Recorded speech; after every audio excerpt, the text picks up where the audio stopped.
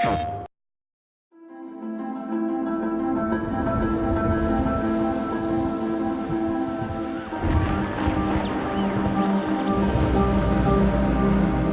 important aspect with the storm scene is that it represents a gear change in the story. So this is really the first time the characters are leaving the relative safety of the start of the game, and we definitely wanted to find a way to represent that in the art.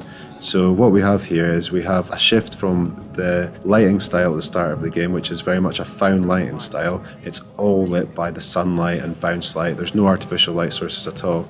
And for the first time then in the storm scene, we changed to a much more filmic, set-lit feel. And that is to get that little feeling of unease there.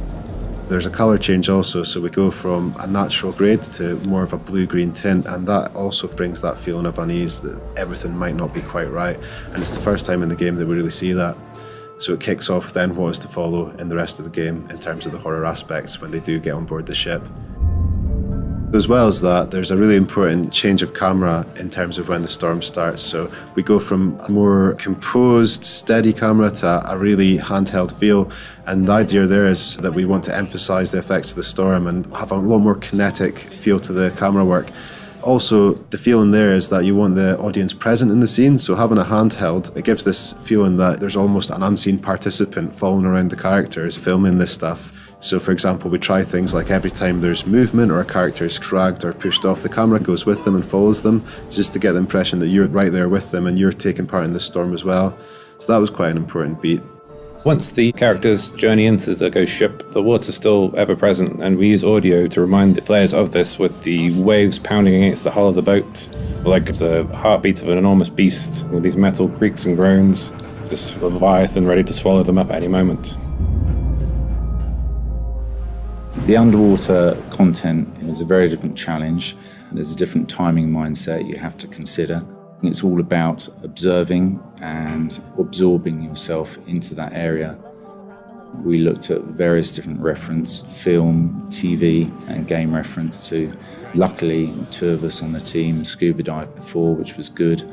We even went to a local pool and did some film reference for some of the more complicated scenes in the game, the fight scenes. We found in a lot of the reference, the divers would do a small paddle movement with their hands to readjust and center themselves. And also we found a lot of the divers use the environment to pull themselves along and push off from. So we try to incorporate those details into our work.